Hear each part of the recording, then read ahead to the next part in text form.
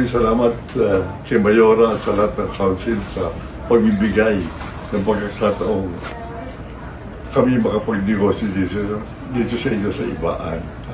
Salamat po sa inyong resolution gagawin, converting the property into that of a commercial area.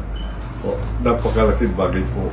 Sa bagay, ito po ay talagang magiging mitya ng tagumpay at pag-asenso higit ng ating lugar. Sa inyo, inuulit ko, maraming salamat po. Magandang umaga po sa mga taga-Ibaan. Ako po si Jessica sa Dual Realty Development Corp. Kami po ang developer ng Southport Industrial Park sa Barangay Malainin, Ibaan, Batangas. Nagpapasalamat po kami kay Mayor Salvame sa ilang taon ng pagsuporta sa amin. Simula pa lang nung pagkakaroon ng idea para dito sa project na to. Hanggang sa ngayon na nagsisimula na kami, talagang tuloy-tuloy ang suporta ni Mayor at ng kanyang mga kasamahan sa Sangguniang Bayan. Mga LGU ng Ibaan, Batangas na malugod na pagtanggap sa amin at pagsuporta sa tuloy-tuloy na development ng aming project.